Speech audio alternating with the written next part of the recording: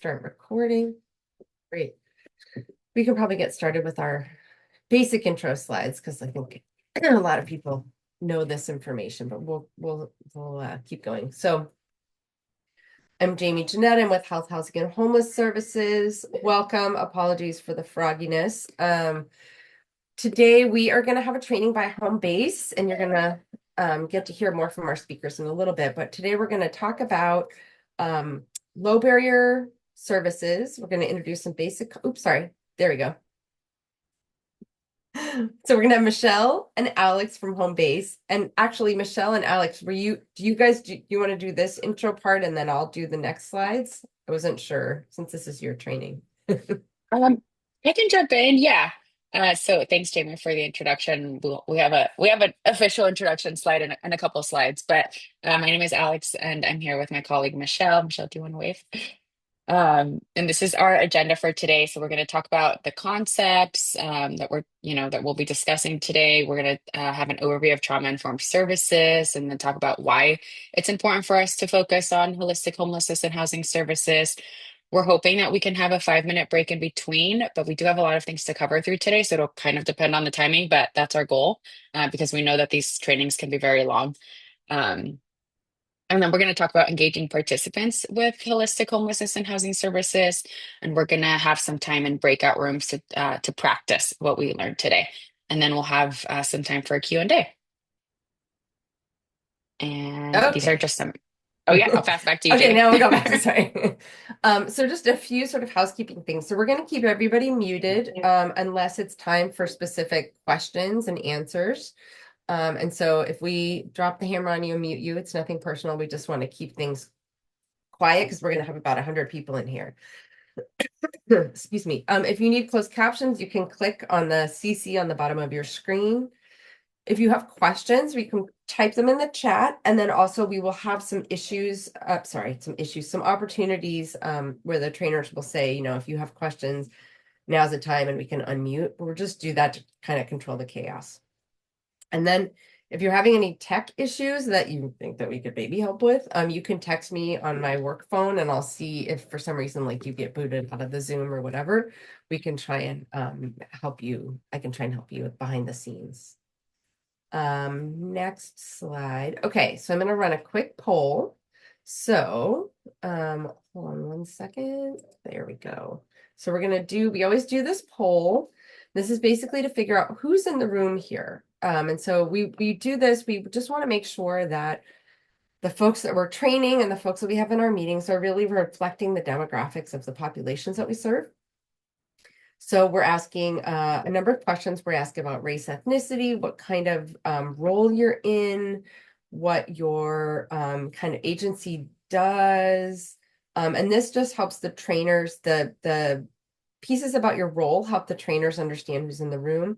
And then the other pieces just really help us think about our outreach and how well we're doing getting folks to the table here. So you can just take a little bit of time, and while that's running, we can probably move to the next slide, and then I'll end the poll in a minute. Wait, it's still running.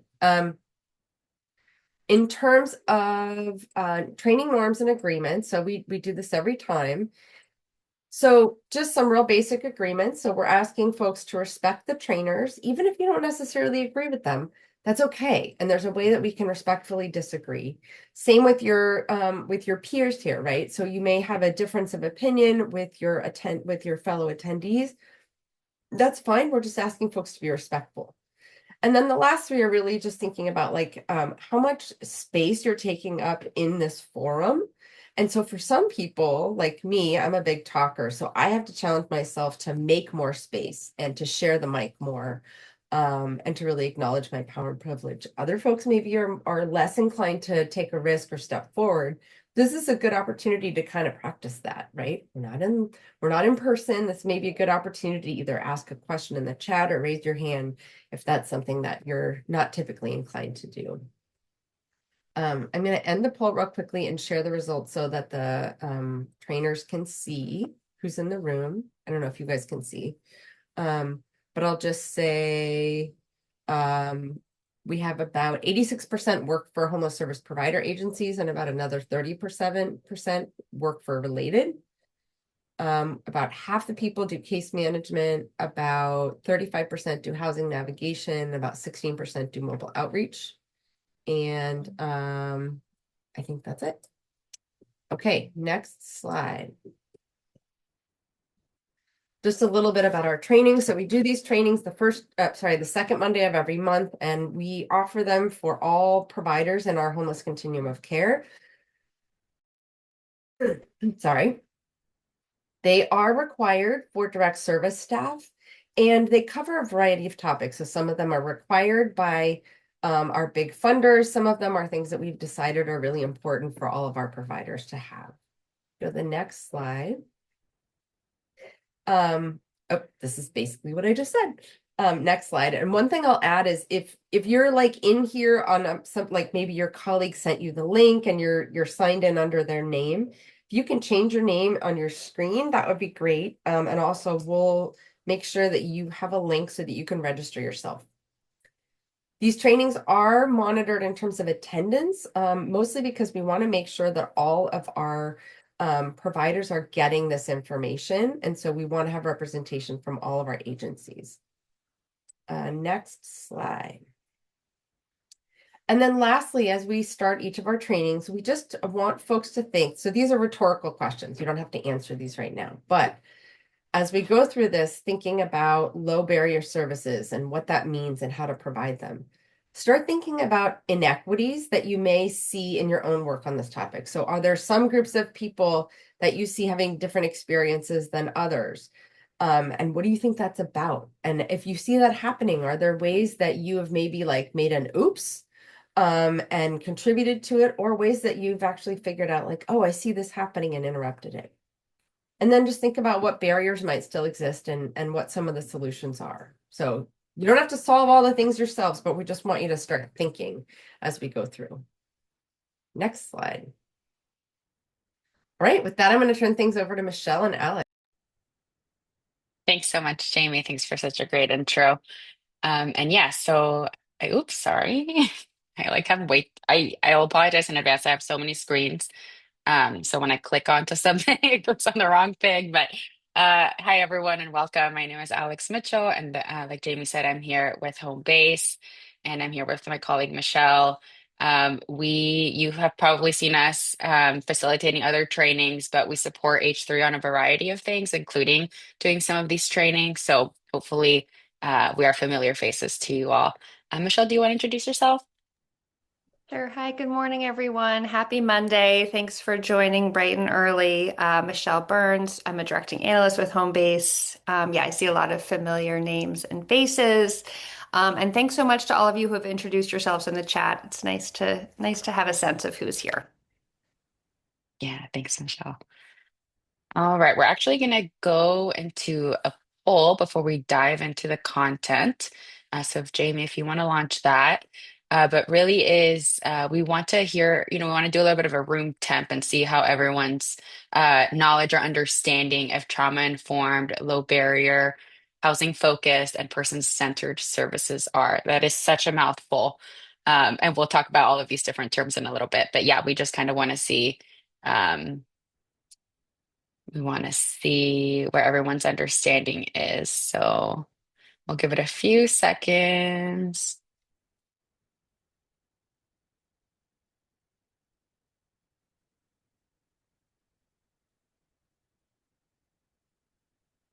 All right.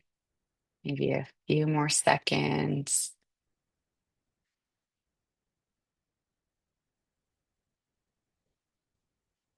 Okay, I think, why don't we share the results? Thank you. So it looks like there's a couple folks that are like, what is that? I've heard of them. There's also some folks in there. There's quite a few folks that know about the concepts, but not sure I fully understand, which is great. We're hopeful that after you leave this training, you'll have a better understanding. And then we also have some folks that know the concepts well and could use some practice. So great. We are going to have some practice time towards the end of the training. So This is really helpful to know. We also see that we have a couple of experts, so that's great. Hopefully, we can learn from each other as well. Okay, and I know that there is a green line on my screen, and I'm not exactly sure why. So I'm going to stop sharing I my think screen I and see know if, do because you? yes, hold on, I need to basically block that people can uh there's a way to do it. It's basically people somebody sort of like scribbling on the screen by accident. Let me see if I can clear. Oops.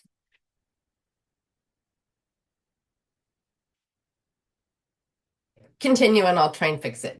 Should I maybe stop sharing my screen and then go back to share and see if that, or do you think it'll stay?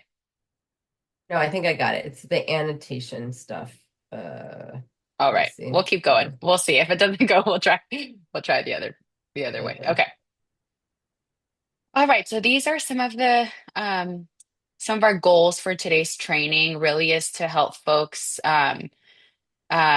recognize when you also have, provide support and housing services to your participants, your program participants, so we can help you all recognize the potential impact of trauma on the participants' physical and behavioral health and the relationship. So that's really talking about trauma informed. Um, we are hopeful that you can also see how programs can be engaging and easy to access for folks, so low barrier, and also focusing on housing as a primary goal, but not the only goal. And then also, services and housing should be meeting the participants' housing support needs, which means that they should be person-centered, right? So participant-centered. Okay. So now we're going to talk a little bit about the concepts that we're going to be dealing with today. And so those four main are trauma informed, low barrier, person centered, um, housing first. These are all, I'm sure they could be familiar to you all, but together these four concepts really make up what this model that we are referring to as holistic homeless and housing services. So there's a lot of other like models and approaches that could be considered holistic, but for the purposes of today's training, we're going to really focus in on these four. So trauma informed, low barrier, person centered, and housing focused. We're going to start by talking about them as distinct concepts. So we'll go in the next few slides. I'll spend a little time talking about each of them. But over the course of the training, we hope that you'll be able to see how they really are interconnected and related to one another. But the other thing to say here is that, these four approaches, these four models together are best practices that recognize the potential impact of trauma on physical and behavioral health and interpersonal relationships as well. They are engaging and easy to access. I mentioned this before, so low barrier. And it's a way to work with program participants' strengths to meet their housing and support needs. So, really, about services and housing supports being person-centered and housing focused. Let's see. So these practices are really about removing barriers, providing services that are non-judgmental, that are empathetic, and that are non-coercive, services that are participant-driven, and exploring, really taking time to explore with participants what they need, like what supports they need and what their preferences are. And something I always think back to is I actually a couple lifetimes ago, I was an outreach worker, and it was really about meeting people where they were at, not just physically. Like we would go out into canyons and like different settings to go physically meet people, but it's also meeting them where they are emotionally on their journey. So, okay, I'm gonna keep us going. So we're going to start off with talking about trauma informed. So trauma informed care is at its very core is really human informed care, right? So it helps to think about this. I think I'd want to start off with talking about the word trauma and what that means. And really simply put, it means a wound, right? So we often hear we often hear it in medical settings, trauma being described as a physical injury. And something that's helpful for me, I think, to think about is thinking about when I injure myself. So I'm right-handed, right? I use my right hand to do everything. But if let's say I break my wrist or hurt my hand in some way, I would have to go get some sort of medical treatment, right? Whether it's like a cast, put it in a sling, something. But that is just part of the healing process, right? Getting the physical aspect of it healed. But it's also more than that. Like if I'm unable to use my right hand, my dominant hand, then I have to learn to adjust, right? My daily life, like learning how to use my left hand, and then doing small differences in my routine to adjust to this new condition, right? And so I say this to say that that's sort of the essence of trauma-informed care. It isn't just about addressing the injury itself, but it's also about adapting the environment and the supports around someone so that they can really heal, not just physically. And so we try to apply this thinking to psychological trauma, right? So providing appropriate care while also creating environments and supports that reduce harm, avoid re-traumatization, and also support recovery and healing. And so now I'm going to talk a little bit about trauma-informed services. I'm not going to spend a whole lot on this because Michelle is really going to walk us through this later. But trauma-informed services are, it's an approach to engaging people that recognizes the prevalence and signs and impacts of trauma. Um, and integrates knowledge of trauma into policies, into practices as well, and supports environments to, like I said before, avoid re-traumatization. So it's really putting an emphasis on understanding, on compassion, and responding to the effects of all kinds of trauma. It recognizes that people have many different traumatic experiences, um, which is, they often intersect in their lives in many forms, and they can compound. Um, I think Michelle's going to talk a little about that later, but it also aims to provide services in ways that promote restoration, overall well-being, and growth. And so something I want to highlight here is, and here up at the top, it says integrates knowledge of trauma into policies and practices. So that's something that's really important, right? Like our focus today is going to be on services, direct services, but it's also important to note that this can also be done at a policy level, right? To recognize the impacts of trauma and how to minimize that on participants. So, all right, I'm going to go to the next slide. So these are some core trauma-informed principles. So we have trauma understanding. So it's really important as providers that we have at least a basic understanding of trauma, its causes, and its effects, so that we can respond compassionately and take well-informed steps towards supporting participants in their healing journeys. It's also about providing safety and security. So increasing stability and safety. It's really the idea that having core physical and emotional safety needs met creates security and promotes healing. It's also comes down to cultural humility and responsiveness. So we know that conflict often arises from cultural differences. So having an understanding of cultural differences and of cultural aspects of why someone may react in a certain way in certain situations is really important. It's a key component for providing trauma-informed care services. And then we also have here compassion and dependability. So when we experience compassionate and dependable relationships, we're able to reestablish trusting connections with others, to help foster mutual wellness. So this can look like, as a case manager, for example, this can look like researching the thing that you tell your participant that you're going to research or help them with, provide the referral that you say that you're going to provide. But it's also, about not not making promises that you can't keep. So it's really about fostering with participants in a way that's transparent, and that allows you to build that trust with them. Because we know, as providers, you all know this, like your relationships with your participants are at the core of assisting and supporting them through their journeys. And so that actually leads me on to the next thing, collaboration and empowerment, which is really to say, it is super important to help participants feel supported.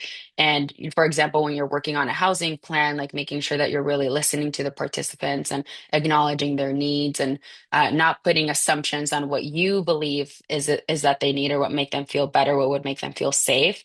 It's really listening to their needs, and what they're expressing to you as what their needs as what their needs are. And then lastly, we have resilience and recovery. So it's identifying people's strengths. Remember, I'm just thinking back to the analogy of like my broken hand, and um, it may be that my hand is like not functioning really well afterwards or whatever. But it's instead of focusing in on those lack of ability to truly function or whatever it may be, it's like really thinking about, okay, so they experienced something, um and maybe we have an idea of what their recovery of that experience should be, or like if they have should be moved on, but like it's really listening to them, and thinking about where they are in that process of that healing and that recovery. um okay, that is a lot of words to say at once. I'm going to take a quick pause before I move on and see if folks have any questions. And sorry, like I said before, I have a lot of screens open, so I'm going to just take a quick look. Okay, I'm going to keep us going. I don't see any hands. All right, so now we're going to talk a little bit about low barrier and housing focused. So at its core, this approach is really about, I mean, and I believe these are things that, you're probably aware of, but I think it's worth repeating. Um, it's the approach is about removing barriers so that people have access to services, access to housing, more easily. So low barrier really means minimizing like preconditions. So people don't have to prove their readiness to receive help, to receive housing, to receive support. um, and really being housing focused is that the primary goal is always connecting people to housing, although it's not the only goal, but it's the primary goal, right? Is to move people into housing, and helping them stay housed. So services should be flexible, respectful, client-centered, participant-centered, really with the goal to create a supportive environment that allows them to thrive, right? And to meet their needs. And now I'm going to talk a little bit about some of the characteristics of low barrier and housing focused services or programs. So one is, few or no requirements. This can mean um, that access or and participation in a program are not contingent on, I'll just give a couple examples like sobriety, income, criminal record, completion of treatment, things like that. But it also means that households and participants are not rejected or terminated on the basis of, like, for example, poor credit, or financial history, or lack of, which we know folks often have, is lack of rental history, minor criminal convictions, things like that. And then it also requires that we make accommodations. And so that can include accommodations for pets, for possessions, for partners.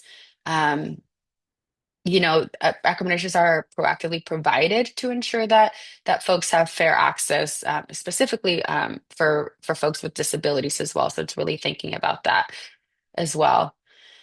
It's also about identifying alternatives when needed. So programs that can't serve someone, should be working through the coordinated entry process to support that household in case that they need to, be reassigned or reassessed if the program that they're initially in is not appropriate for them. So it's really thinking about these alternatives as needed. And then it's also about resources and supports that address any barriers to housing and housing retention. So case management and supportive services should, be voluntary, of course. Um, but such as like housing navigation support or connection to employment services or to mainstream services, these are all resources that can really help someone secure and maintain housing. So that makes them housing focused. And then engagement and problem solving. So this, services should emphasize engagement. And like I said this before, but I think it's worth repeating. They should be done in collaboration with the participant, not on behalf of the participant. So really taking the time to talk with your participants and ask them, what they feel, what their needs are, and creating these plans, these housing plans, in collaboration with them to give folks like dignity and empowering them to make those choices for themselves. And then we also have here is the focus should be on prevention. So services should seek to prevent issues or, disputes through clear communication. And that's like communication of expectations, of policies and procedures, things like that. So policies should really focus on supporting maintenance of services and their tenancy if folks are in housing. All right. So I hope that it's becoming a little bit more clear how these, different approaches are really connected. So I'm talking about trauma informed, housing focused, low barrier, and person centered. But I think you'll start to see that as we continue to talk through these. Okay, I'm going to go on to the next slide. So Jamie, if you could launch this poll. And I'll say we'll talk a little bit more about person centered in the next slides. But yeah, so we're going to do a little bit of room temp. So given the descriptions that we've talked about so far, would you describe the project or program that you work in as low barrier and housing focused? So you could say you strongly agree, strongly disagree, strongly agree. I think there's two strongly agrees in there, but that's okay. Agree. Sorry, that was my No bad. worries. Well, that's okay. Yeah, I think maybe It the looks like first folks one is agree. So, strongly disagree should be the first one, and then in a scale up to strongly agree at the Right, end. sorry. yes, The second one should be disagree, but my bad. Sorry. I love to hear that most folks are strongly agree anyway. So, that's good news, everybody. Amazing. All right. I think we can end the poll, Jamie. Oh, yeah. Sorry. I always forget when people can see the result and can't see the results, but here you are. Most folks are agreeing, which is great to hear. All right. So, I'm going to keep this going. Let me just take a quick look at the time. Yeah, a little bit behind, but oops. Okay, so now we're going to spend a little time talking about person-centered. I think this is something that you all are most likely familiar with, but again, it's something that's worth repeating. But it really means that services are first and foremost focused on the program participant and recognizing and acknowledging their unique, not only their needs, but their strengths, right? Like what do they bring to the table, and how can we utilize that? Um, how can we recognize these strengths and help them use those strengths to move towards in their journey towards housing and healing. All right, so some key characteristics of person-centered services. I think this is all going to start you're going to start to hear me using the same words because, as I said before, like these concepts are all very related. But it is about empowering and understanding folks, right? So empowering participants, that they have a choice and they have the power to actively participate in their journeys. Um, and also understanding, as I just mentioned, participants' needs, but also their strengths and helping them utilize those strengths as they move forward in their journey. So um, specifically, I'm thinking about like a person-centered service plan would really incorporate a participant's goals. It may be something that you as a case manager or a housing navigator may not think is appropriate or think it's the right move for them. But if that's something that they identify as something that's important to them, it's really important for us to keep those things in mind and to not just disregard it, but really think about how to include it in their housing plan and in their goals. And that leads me to the next thing, which is collaboration, right? I've said this already, but working together with the participant and helping them empower them to make decisions for themselves, and really to foster self-determination. And then mobilization. So that this here really is like mobilization of participant strengths and community resources to enhance their resiliency, and also help them meet their goals, right? So think of this as like having a planning phase and a launch phase. You start, by having conversations with participants. We talk about their goals, we talk about their strengths, you talk about the resources that might be available to them. And then together you move towards like, okay, well, we have this plan, how do we like shift gears and start implementing that plan? Okay, now we're going to do a quick case study. And so I think what I'm going to do here, let me see. We don't have that much time. Um, but let's see, maybe we can just spend a couple of minutes on it. Okay, here we go. So I'm just going to quickly read. Yeah, go ahead. Oh, did someone come off mute? Oh, okay, it might have been an I accident. think it Okay. was an X. Cool. I'm going to read it out loud, but as I'm reading it out loud, I hope that you keep these concepts in mind. So think about trauma-informed, person-centered, low barrier. How are these things showing up in this case study? So let's see. So Stacy is a case manager at a permanent housing program working with her client Denise. Stacy started her work with Denise by discussing her goals for her career and her personal life. Stacy focused on listening and documenting those goals and brainstorming ways to pursue those goals rather than providing suggestions. Denise disclosed a history of substance abuse and fear of relapse. Stacy made Denise aware of addiction and recovery services that are available in the community and made it clear that it was her choice to engage in those, and her participation or lack of participation in those services would not affect the status of her housing. She also brainstormed strategies that Denise could use to avoid contact with other residents who might be active users. Denise also disclosed a history of abuse, and Stacy worked with Denise on simple strategies to manage her anxiety and has made referrals to mental health providers. She has also worked with other program staff to make sure that Denise's schedule and interactions with other residents and staff will minimize her stress. So that was a little bit of a mouthful, but hopefully it helped as I'm reading it out loud to you all. But yeah, would love to hear from folks like what aspects of this case study indicate trauma-informed approach, person-centered, and low barrier. And I think because of timing, I think if you can drop them in the chat and then folks can, like as we continue on, if folks want to respond to it while uh, we keep moving forward, I think that would work. And let me just think about, I think we're going to go through, yeah, we have one more section, but we are going to plan to do the break. So, yeah, I'm curious to hear how folks are thinking about this. How do you think that trauma-informed and person-centered and low barrier approaches are showing up in this case study?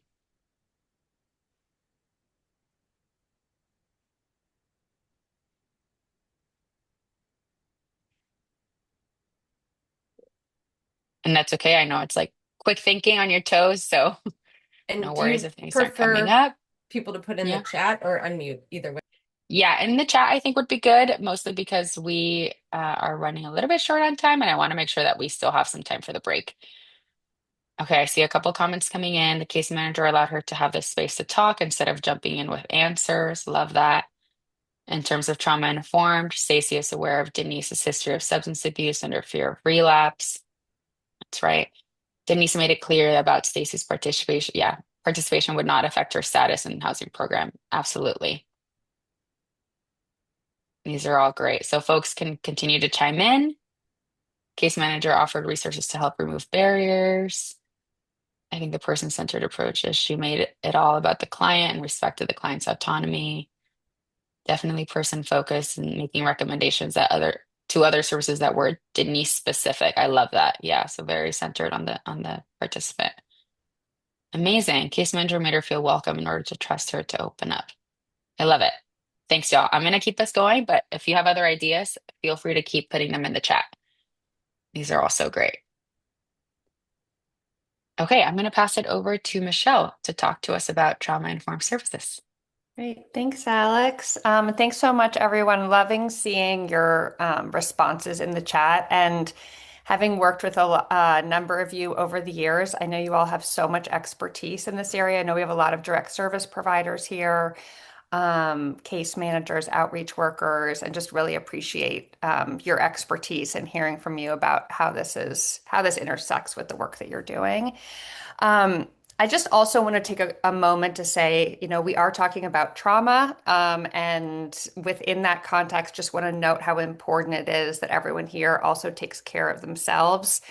So as we're talking about trauma, doing some case studies, talking about specific how trauma might show up, I know that that can be activating, and so just want to acknowledge that and just remind people to please definitely step away, take a break as you need as we're going through this content. Okay, with that, if you go to the next slide, Alex, great.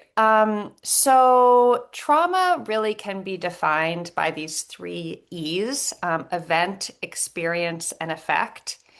And so it occurs due to an event, the first E, or it could be a series of events or circumstances in life that have a negative impact. So as Alex talked about, like if she injured her right hand, that would be a specific event that has a specific impact on her.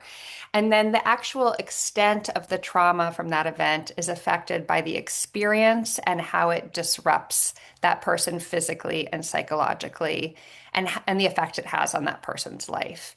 So, for example, again, with Alex's example, if she has access to immediate medical care and is able to manage the pain and heal smoothly, it could have a pretty minimal impact long term. And, Alex and I work at Homebase. It's an employer that provides a lot of, is quick to provide accommodations and support. So she would be able to adjust her work while she's healing. But of course, there's many experiences and circumstances that could result in a lot more disruption and longer term trauma. And in this context, if Alex did not have health care, if our workplace was not as accommodating, if she was really having to do a lot of work to even get to be able to stay employed, that's obviously going to have a direct impact on her healing and recovery. Let's go to the next. Actually, yes, thank you. We're going to take a moment to check in with you about just reflect on what we've been discussing related to trauma. So the question here is, which of the following best reflects how trauma impacts an individual? So again, it's determined solely by the severity of the event. It results from repeated or long-term experiences.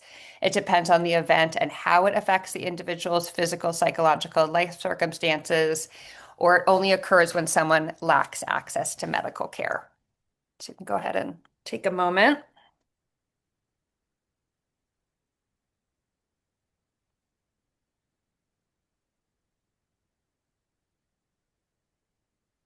Okay.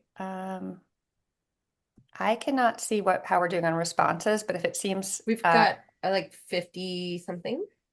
Oh, we have okay. 124 people in the training, which is woo. But yeah, responses are still rolling in. The good news is basically everyone's getting the right answer. So I'm gonna end it and show. Great. Love it. Yep. That is right. That is right. It really is about both the event and the impact, how it affects the individual's physical, psychological, emotional well-being. That's right. So glad to hear we're kind of all on the same page about that. And yeah, so it's both about the event, but also certainly the impact. Okay, great. If you can go to the next slide, please. So I know a lot of you, like I was saying, there's so much expertise in this room. Some folks are trained actually as therapists, many of us are not, but we really can understand how life experiences can impact folks and correlate to their emotions and behaviors and thoughts, and how we can most support participants to feel more safe, understood, and trusting. So, and from that, there can then be a firmer foundation for people to take proactive steps to obtain and maintain housing and improve their overall well-being. So, traumatization that may affect how people interact in the world has three key elements. Again, it results from an event or a series of events. It's experienced directly or indirectly as harmful, and it's often overwhelming or life-changing, with profound effects on the individual's well-being. And again, Mhm. that can affect psychological development or have physiological, social, and or spiritual impacts on a person. And these are just some examples of some of the traumas that people can experience. And I do want to point out that living with economic insecurity, poverty, and homelessness can definitely be traumatic, especially for children. Next slide, please. So in terms of the impacts of trauma, it really can impact people in a number of different ways. It has a neurobiological impact, so it really can it affects our brains. It can set off our innate sympathetic nervous response, so it then releases hormones, and we can and it basically instructs our body to be on high alert. And that's when you hear it used to just be called fight or flight. Now it's really, we know as we learn more and more about trauma, we know that it can be fight, it can be flight, it can be freeze, it can be fawn. You might see someone actually just like responding in a way that where they're complimenting the person who is causing trauma. They're doing anything in their power to basically get out of that situation. And it's for people who have experienced trauma, it can be this kind of alarm system can be on basically all the time. So part of the issue is that it gets, if you think about it as an alarm system, it basically gets triggered and then it's very, very hard to turn off. And it really can impact our ability to interact with others, to communicate, to concentrate on things, and then just even getting our basic needs met. It can impact sleep, thinking. And that can show up in a lot of emotional ways. So, certainly, mental health can really be impacted. People can experience depression or anxiety. They can be kind of have a heightened sense of fear a lot of the time, feel guilt or shame, kind of taking on the responsibility for the traumatic event. It can show up with anger or aggression. It also can be someone may experience a real deep lack of motivation and hopelessness, and then also panic attacks. So, kind of any or all of these things are some of the manifestations of trauma. And then, in terms of cognitive impacts, this is really around thinking, memory. So, you might have a participant with a lot of emotional flooding. And so, then they might have trouble kind of thinking through the steps that they need to do to achieve basic tasks. They can have trouble with impulse control. We also definitely see a lot of trouble around attention. So, something like selective attention refers to, our ability to basically be in a place. Maybe there's a lot of background noise, there's a lot going on, but we know why we are there. We are able to focus on the one thing. Maybe we can have a conversation with someone, even if we're in a chaotic environment. But for someone who has a history of trauma, it can be really challenging to kind of prioritize in the moment. What are the things to pay attention to? What are the things that are going to actually be causing danger? And so a sense of kind of hypervigilance can also really impact people's ability to concentrate and to be present and to be thinking things through. Next slide, we're going to talk about how trauma can really affect relationships. So, and that can be relationships of all kinds, and it really can show up in a lot of different ways. So, as I was saying, again, it can really leave people having heightened feelings. And so, if it can be a feeling of pain or of panic, and a person can be feeling betrayed or unsafe. And so it's hard to trust other people. And so again, the work that you all are doing as case managers, as outreach workers, is so important in terms of building and maintaining that trust. Again, it can show up in all different ways, from anger or someone not showing any emotion. Um, and of course, it impacts their ability to engage in services. Um, So I just want to pause for a second, have us think about how we maybe have witnessed these impacts of trauma on participants in the programs that we work in. Um, Again, you can come off mute or put into the chat maybe how you've seen this. I think sometimes it can be helpful to just reflect on, oh, right, that behavior that is really challenging and really uh, activating and makes my life and my work that much harder. It really can be a result of trauma. Um, yes. So self-sabotage. Yes. Avoidance and isolation. That's right.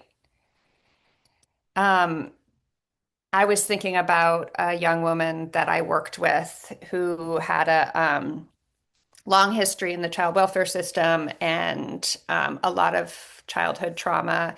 And I really noticed that it would show up in kind of a pretty flat affect. You know, she didn't have a lot of, she didn't really want to engage with me. It took us a long time to build a trusting relationship. And then sometimes she would kind of uh, she would share things kind of that were maybe a little bit over the top, not really having a filter about what to share, not to share.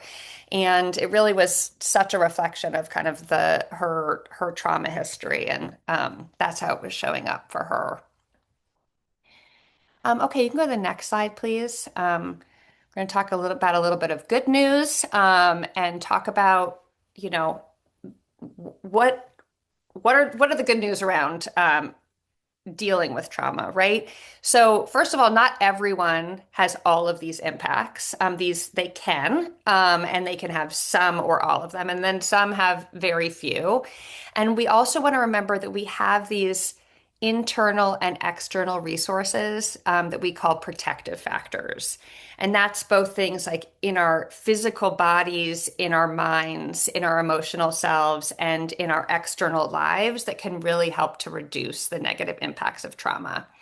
So, internally, these can be things like if we have good health, we feel hopeful or optimistic. If we have things that we have, we feel a sense of self-determination, confidence for people who have faith practices. That can be a really big protective factor. People can be resourceful. From the external, on the external side, protective factors can be, of course, having your basic needs met. So, having food, having housing, having enough financial resources to have your needs met, being in supportive relationships, and that can be in all different kind of ways. Having caregivers and role models, being able to have access to kind of other things that give you a time to kind of reflect and restore yourself. And that can really prevent negative outcomes both in the moment, but then also when the trauma is experienced or shortly thereafter. But they also can be really adopted later on to help someone heal. So I think that's important to remember as we're talking about this. This does not mean that people cannot, feel better and are going to be stuck in this post-traumatic cycle forever. There are different things that can be done to support them. Next slide, please.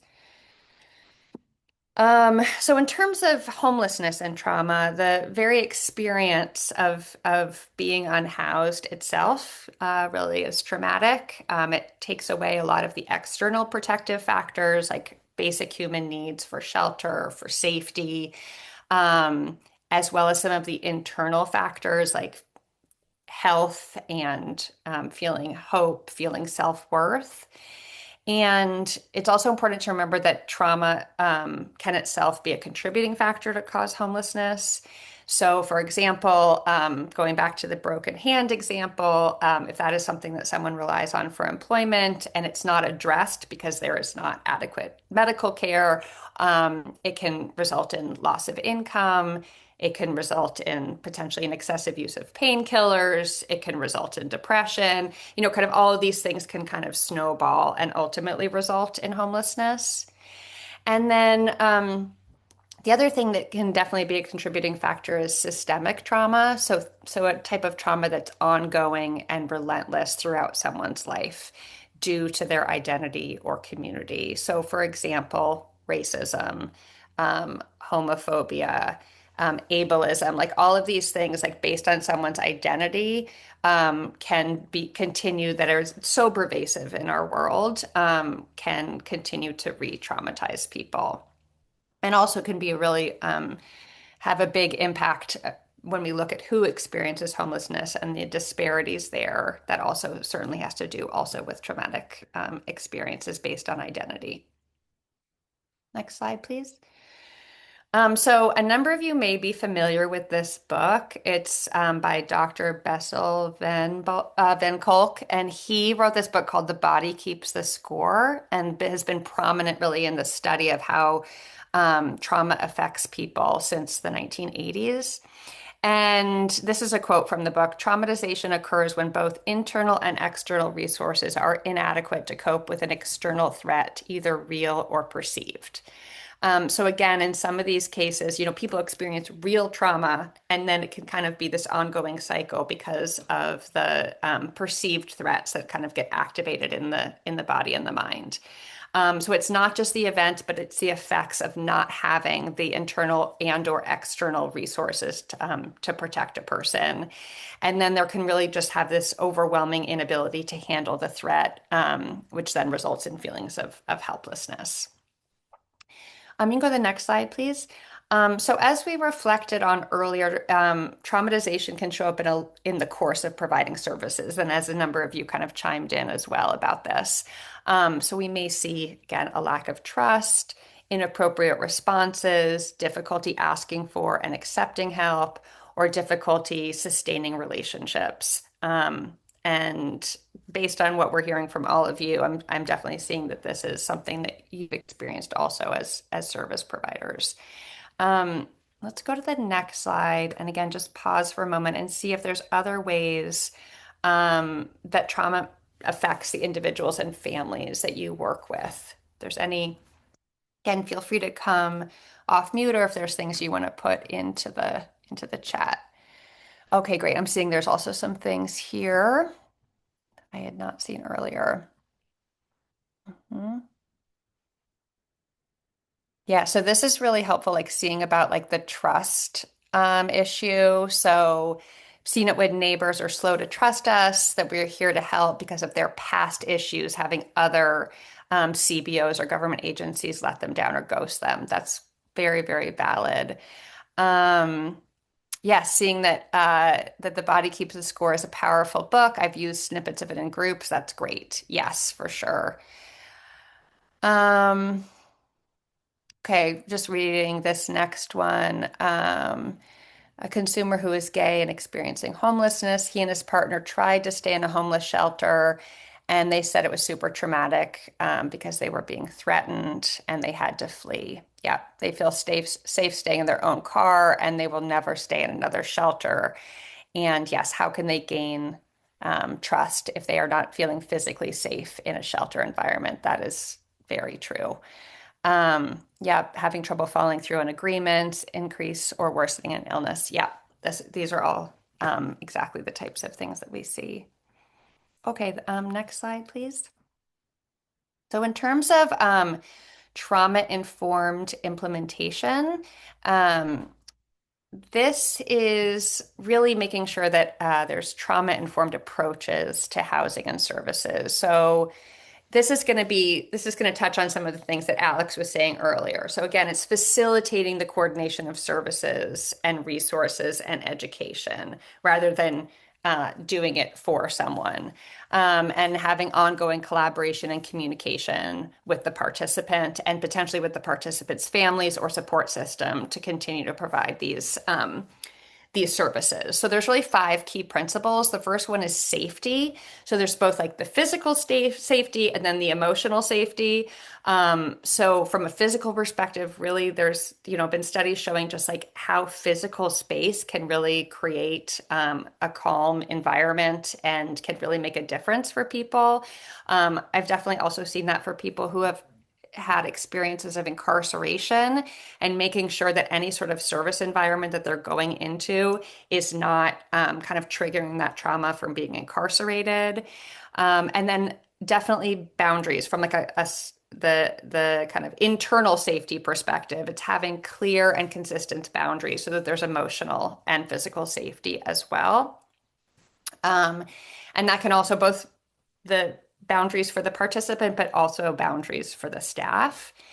Secondly, trustworthiness. That's what we're hearing from a lot of you over and over again is about trust. So again, services are predictable and reliable, and there's clear and consistent information. This, of course, also ties directly into safety because if you have predictable relationships where people are showing up, that's going to really tie directly into their feeling of safety.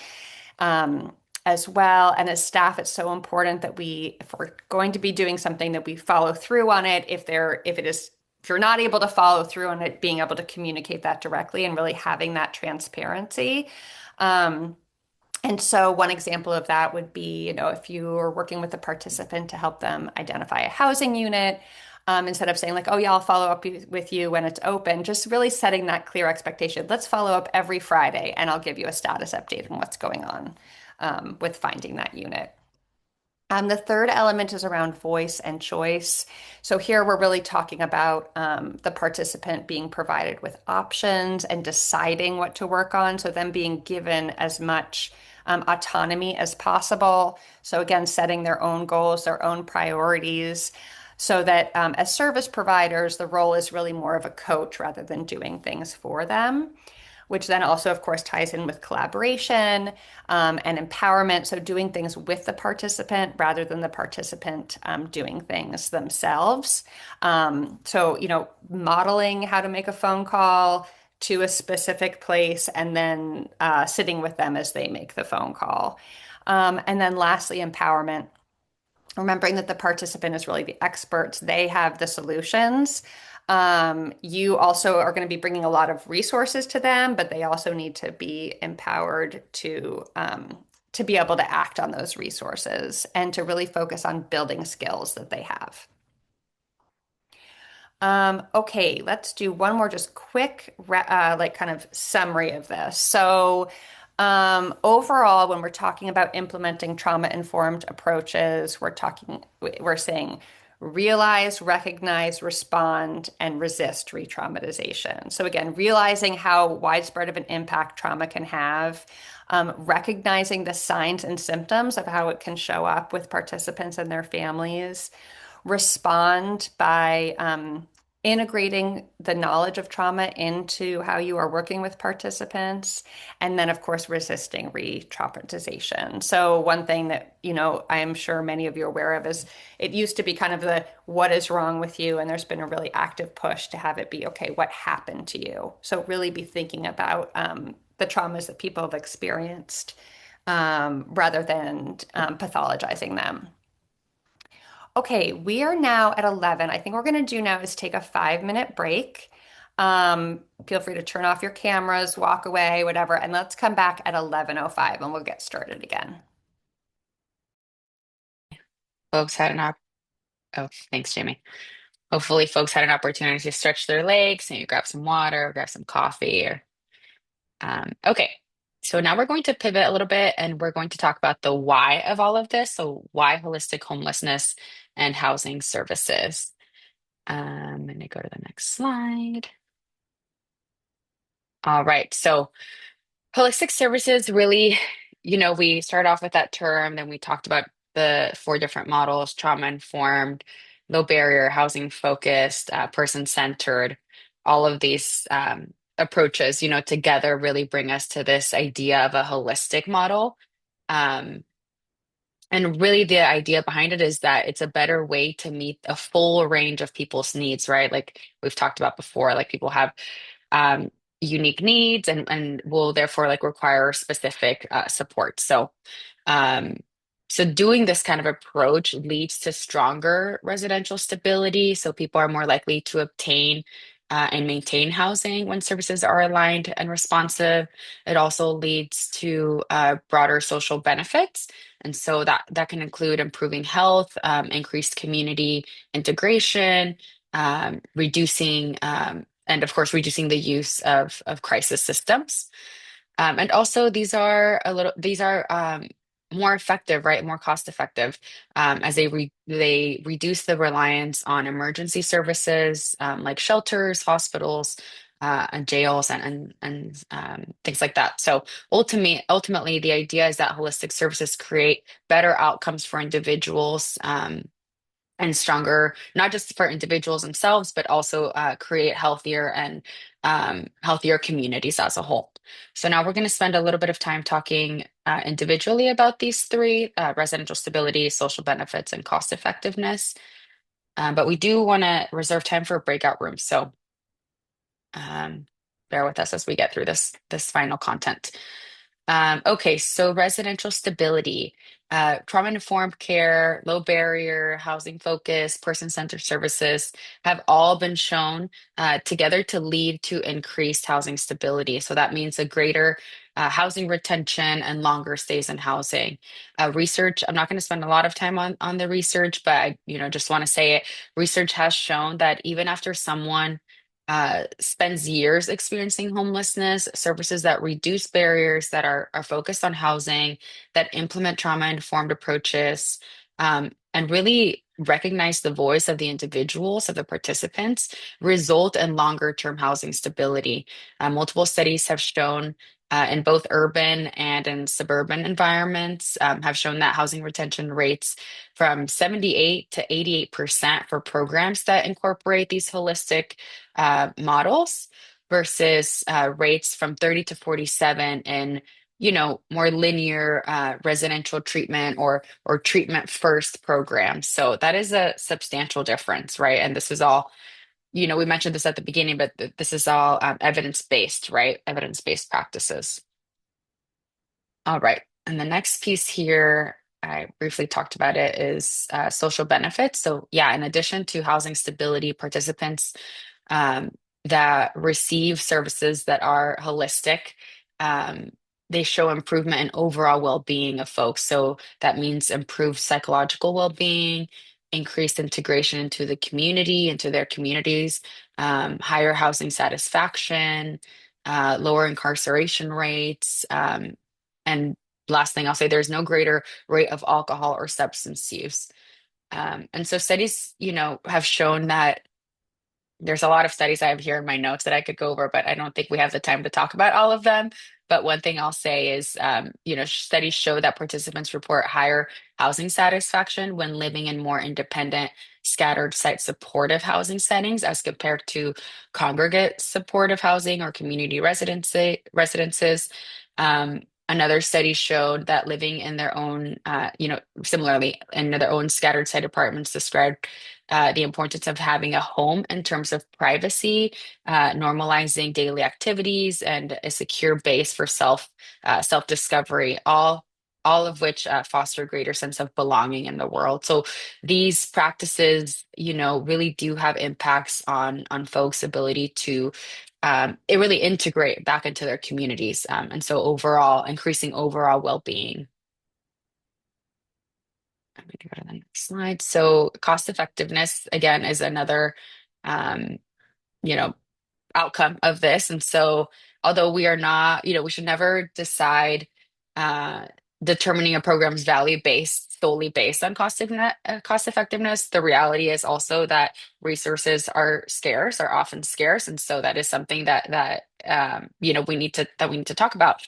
But luckily, this model, this approach, this holistic approach does show that utilizing it does have cost-effective outcomes. So that's really important as well.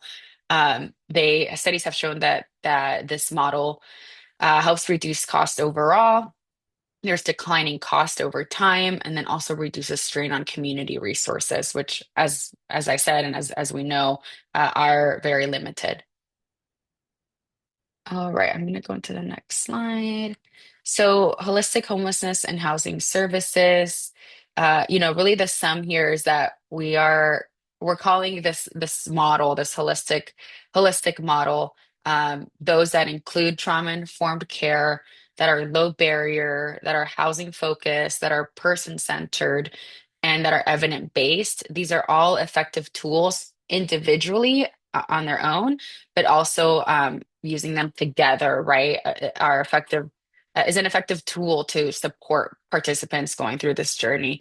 Um, and I think I mentioned this earlier at the beginning of the training. These concepts apply to many different levels. I think the first thing that comes to mind is like, okay, direct services, including like case management, housing navigation, outreach, those kinds of frontline staff positions. But it's also important to talk about and to think about policies, and how these policies can really lead to this model of work, right?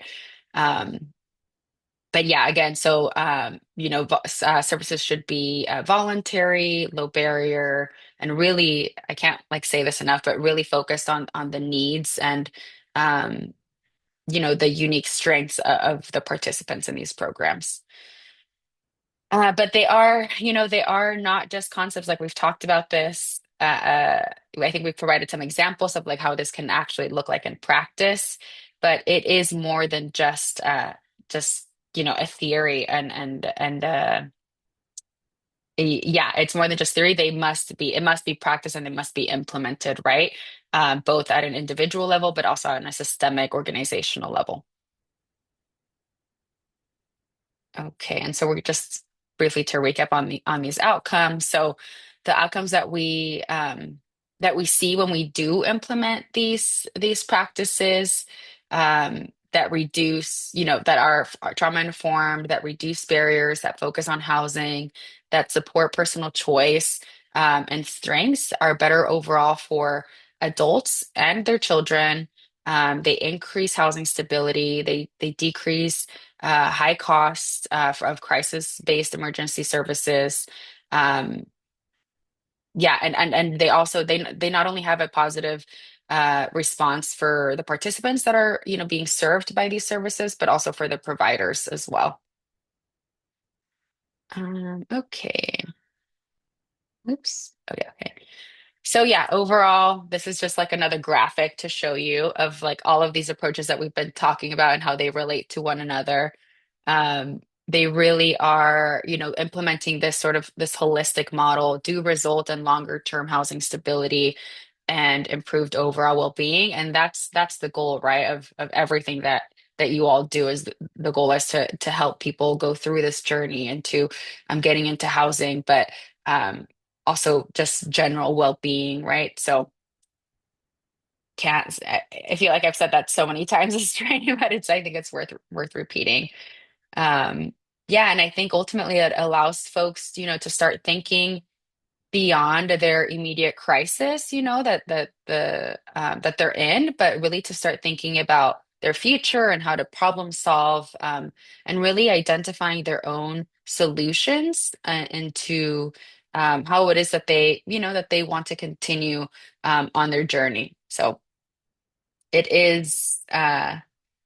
It is really taking this like holistic approach and thinking about the whole person, the person as a whole, and trying to support and meet all of their needs. Okay, I'm going to pass it over to you, Michelle, for talking to us about engaging folks through this model. Great. All right, you can go to the next slide, actually. So these are some very specific ways that yeah, the one before that. Yeah, great. These are some specific tips for engaging participants. I mean, here it kind of just looks like a checklist, and it's basically a summary of things that we have been talking about already. So, of course, creating a welcoming environment, I'm hearing that from a lot of you already in terms of making sure that people feel comfortable, that it's also just like physically a welcoming environment. So there should be privacy, good lighting, of course, safe, and then that also allows for children and pets. That can be both really important in terms of creating an environment of safety for folks. Being proactive, so making sure that services are being offered in a variety of ways, but that they're not required. Again, that low barrier element that they're not required for tenancy, and really making sure that there's multiple points of contact. So it could be at intake, it can be during community meetings, or can be direct one-on-one meetings. So basically trying to have different points where you're connecting with participants. something, again, that we had talked about earlier is really being transparent about program structure and expectations. So making sure that the information is also provided, not, it can be verbally, in writing, in audio. Like there should be like many, maybe if there's like a video, I've seen some folks that have like a video that explains what expectations are. You should make sure that they're available in multiple languages so that people can access it. Um, Definitely explaining things at the beginning and then checking in for understanding. Again, keeping in mind that all of this information that's being provided when services and expectations are being explained, especially at intake, that's also at a point where people are really can be pretty overwhelmed. And that's also then when their trauma experiences can also be really showing up and make it more difficult to kind of navigate the information.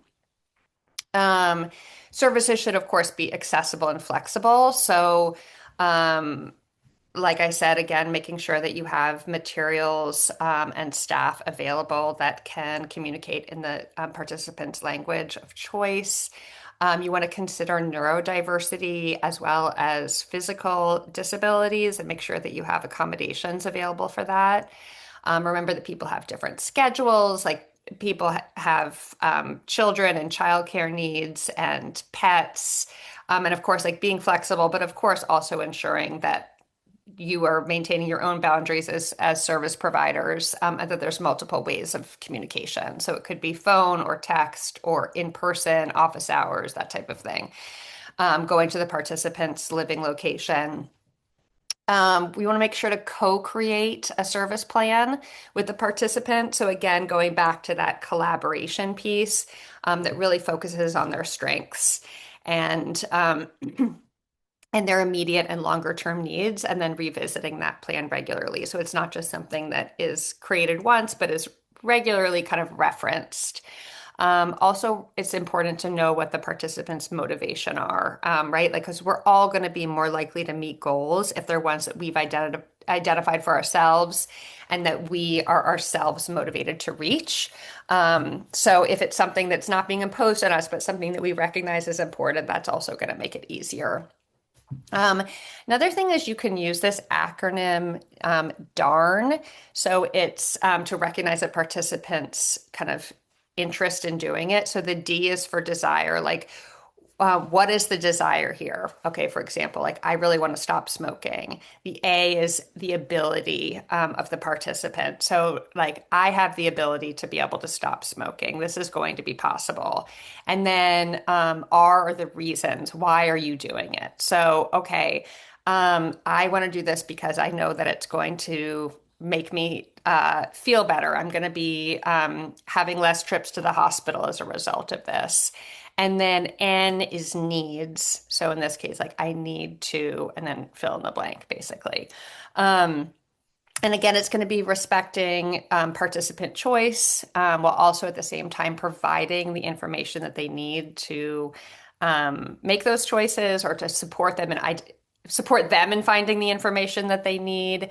And then also think about what is going to make this valuable. So what would make the time and energy um, worthwhile for the participant? If they're going to be really investing in this, then what's going to make it worthwhile for them?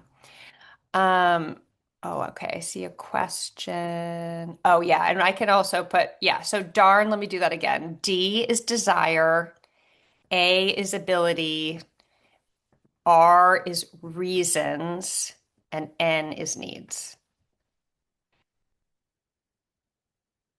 Okay, let's go to the next slide, please.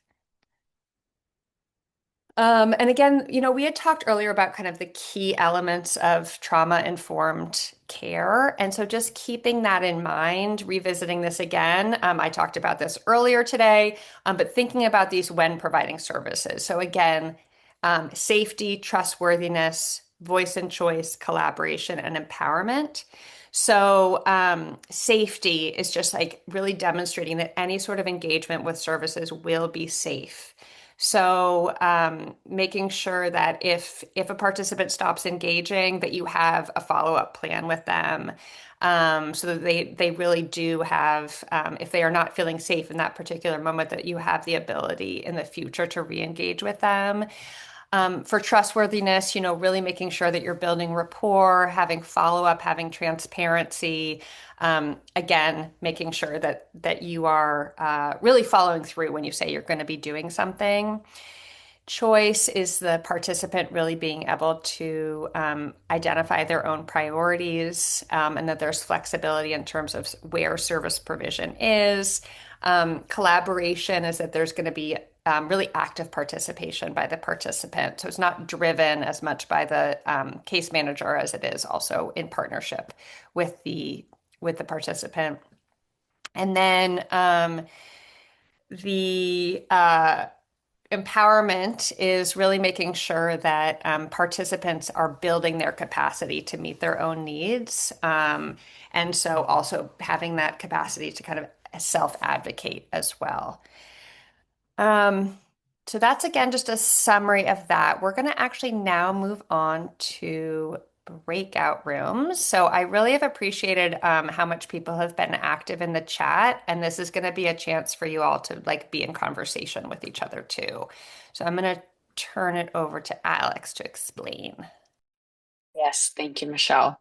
So yeah, we're going to get into breakout rooms. I think there will be 7 breakout rooms. And we're going to, in the chat, I'm going to post the scenarios. We have 3 of them. We have 20 minutes though in breakout rooms, so don't feel like you have to rush through all of the scenarios. If you only get through 1 or 2, that's totally okay. But when you get into your rooms, we would like it if you could identify a facilitator for your group, identify someone who's a reporter. So when we come back after breakout rooms, we're going to have a larger room discussion. And so really what we want to hear from you is like your 2 to 3 big takeaways from what you discuss in your group. And so I think, And Alex, let me yeah, so check. So yeah, go ahead. I'm just gonna make 7 breakout rooms. Do you want me to have it automatically include the co-hosts, or do you want to assign the co-host like the I think people if who there are could gonna? be one of us in us, so there isn't 2 of us in one Okay. room, Jamie. Yeah. Yeah. So we've got Um, Alex, Brittany, Caroline, Mark, Riley, and me all as co-hosts. And then and Michelle. Jackie. Oh, and Michelle. Okay, good. Yep. Okay. Let me just make sure Michelle is not set as a co-host, but if I do that, it will. Hold on a sec. I just want to make sure this is all set up right before I launch it. And Jackie, if it puts you into a breakout room, you can just leave. And I'll go into one. And so you'll see in the slides that I shared, if you have access to them, there's some guiding discussion questions for you all to consider. But again, like the goal of this is not for you all to feel rushed through the scenarios, feel free to take your time. But once we come back as a group, we'd love it if we could hear from each group, like 2 to 3 big takeaways from what you've discussed. And And Alex, is it useful to have like somebody in the group designated as the reporter? yes. Okay. Yeah. So if someone can designate a facilitator and then the reporter, it's someone who's going to report out. And I And have those instructions are in the slides as well. It's the first slide. So okay. hopefully And then that's the clear. other thing I can do is once we start the rooms, I'll put the breakout, that Google Drive document, we'll put that link in a broadcast in case people can't Cool. access it for some reason. Okay. So I'm Perfect. gonna open all the rooms. So um you should see your room options, and I'm gonna broadcast this. And the last thing I'll say is we're planned to be in rooms for about 20 minutes. So Okay, I'm we'll gonna plan to be time. back by 11:45. Okay, I'm gonna time for that. Perfect. Thanks, Jamie. Yep. Okay. Actually, Jamie, sorry to yes. be the weak link here, but I'm not clear which Yeah. breakout Let room me I should be see. going to. Oh Yeah. yeah, I don't think I'm in one either yet. Sorry. First of all, let me pause recording. Oh, something weird is happening. There we go. Okay. Our last discussion. It was actually our last discussion, and just meeting a client where they're at and being okay with if they're ready to maybe look for work and they're not, or wherever they're at on their journey, and just try not taking that personally and just accepting them where they're at, offering services and assistance, and just doing the best we can to assist. Thanks, Claudia. And I see Sarah's hand up. We, as well, what Claudia said, offer like meeting them where they're at. We also did mention to come prepared, maybe with like waters, socks, like essential items, to come prepared with other resources and calling them with the client. And to also understand that the client might had like a bad experience previous to that. So kind of just let them know we're available when they're ready to come to us. One also, last thing is a big thing, being in this field, to not be too hard on ourselves. For me personally, and a lot of people agreed as well, is sometimes I feel like I could have done more when in reality I couldn't have after like reviewing, and to just be good to ourselves and self-care.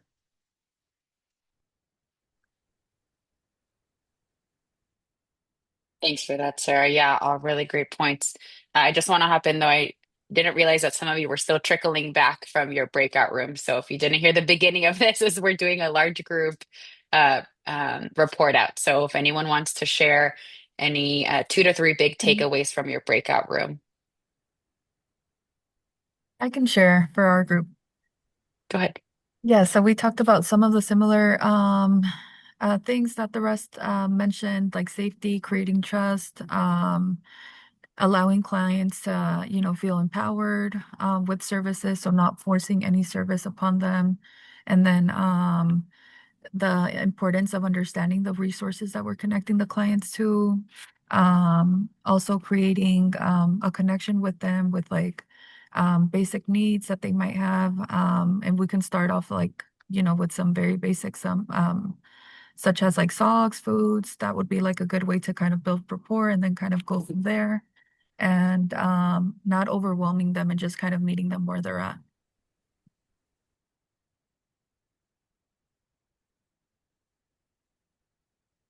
Thanks, Jeanette. And Amber, I see your hand up. Hi, Amber with Hope Solutions. Some key takeaways were consistency, will build trust, gather information and assess need by asking questions and observing, following through. If we're gonna say we're gonna be around at a certain date and time, uh, do our best to really commit to that, validate experiences of the client, communicate with the team to support the client and each other, remain balanced, give grace, case conference, always include the client in the conversation, and then just like identifying, are we on the first scenario? Or are we just talking across the Yeah, board? we're just talking across. Yeah, no worries. Yeah, just like identifying like with the second scenario too, like what like medical issues, physical or mental health issues might the client might be experiencing, IHHS. So yeah, that was our takeaways. Thank you, Amber. I'm also seeing a few people have posted in the chat, inviting clients to cafe groups, Monday food distribution, allowing clients to meet other residents during those events, then meeting client. I think this is something that I've heard a few of you say here, and also in the group that I was in, but really coming like what it comes down to is like meeting people where they are at, like physically and emotionally, and really supporting them through that process. But I do see Jean, your hand is up, so I wanna allow space for folks to chat. So please go ahead. I don't know if this was shared. I think it's very important in regards to taking care of ourselves, like mentally, because it's a lot to take in, especially dealing with, people that are homeless. And when you go out on the field, I personally haven't been to encampments, but I did work at a homeless shelter before. And then, a lot of people are at a place, some of them may not have been homeless before, and there's a lot of emotions, going through them. And then you just have to make sure you take your breaks if you can. It's very important. And self-care. And then somebody else mentioned, like, to remember that you cannot help everyone and not to beat yourself up over that.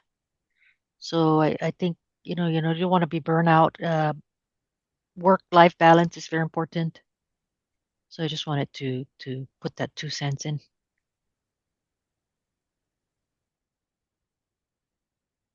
Thanks for that, Jean. We do have another question here, but I actually think we're going to move on to our Q&A since it's kind of maybe if questions do come up, we can discuss them there. Um, yeah, so do folks have any questions? It can be about any of the scenarios that, anything that came up during your conversations during the scenarios or anything that we've mentioned today. I know it's been a lot of content that we've presented, and I know it'll take some time to like digest and stuff, but yeah, just wanted to open that up.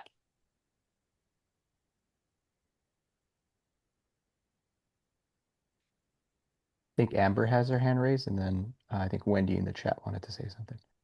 Oh, Amber, is that a Sorry. leftover hand or? Leftover Okay. hand. I lowered it. Okay.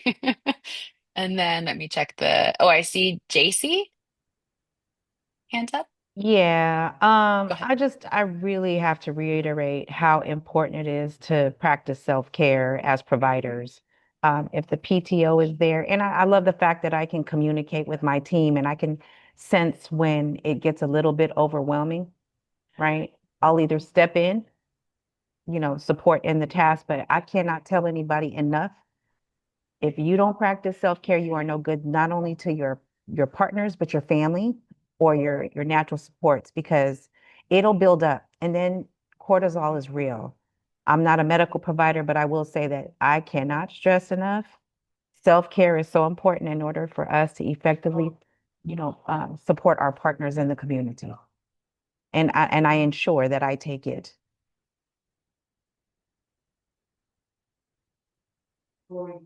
Thank you so much. And I definitely echo that. Thank you for sharing that.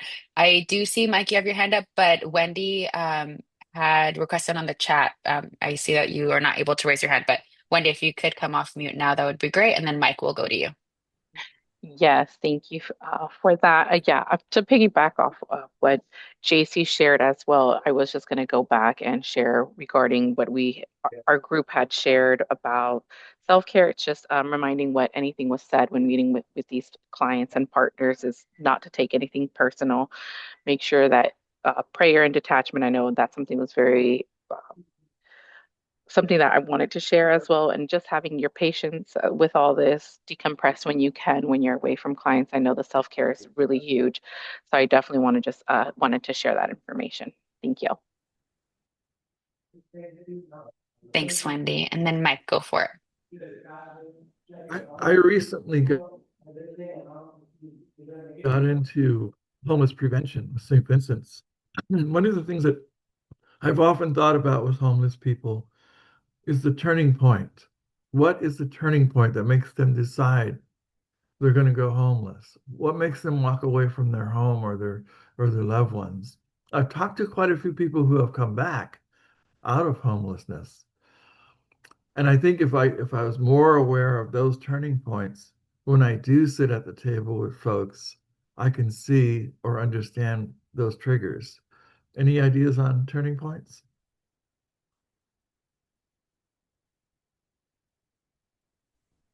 Thank you for sharing that, Mike. I think, and I welcome folks to unmute themselves and respond to that. But I do think that that folks, that it really just depends. People go through many, as we've talked about today, like people experience different traumatic situations, different life experiences. And all of us are, there's a lot of folks that are one paycheck away from landing in that situation. So I don't think that we can say that there's very specific turning points. I think that it can really happen to any of us. And so I think I appreciate that you're thinking about that though. But I think at the end of the day, we really have to think about like, okay, like meeting with that, like one person at a time, right? Like there's this, I don't know if it's a metaphor or an analogy, but about like this this like child who was walking along the beach and there was a lot of like starfish on the beach and he was like, oh, why are there's so many starfish out here? Like they should be, you know, in the ocean. And he, you know, he's like trying to like grab a starfish and like put it back in the ocean and someone asks him like, why are you doing that? Like, it's just gonna come back. And it's like, well, it's just about helping that one person that's right in front of me, like one person at a time. And I think when we try to think about that, like what leads folks into these situations, I think it can be super complex and not and not always an individual. I mean, I don't a choice, right? It's like systemic issues, systemic oppressions, and systemic oppressive systems that lead folks into these situations. So. Jordana, I see your hand up. Yeah, I think that it's just a matter I think it's important, Mike was suggesting to find out what those turning points were with the individual client. Uh, we're not going to have the same turning points, whether it be loss of job, a breakup, death. There's just so many things that it could be. So I think it's just a matter of finding out with each individual what those turning points may have been so that you can recognize signs that are going back to that if necessary. So I think that's what Mike was asking. That's what I got. Thanks, Jordana. Thanks for your comment. We are a minute away from the end of our training, but we just want to thank you so much for, you know, spending this Monday morning with us today. We hope that it was informative, that it was helpful. As Jamie J said before, we will be sending out the slides, so you'll have access to those. This is our home base email, so if you have any follow-up questions, feel free to reach out to us there.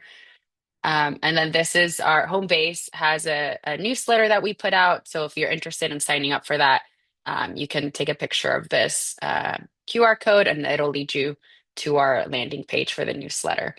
But that is all we have for today. Again, thank you so much. We really appreciate you being here this morning with us.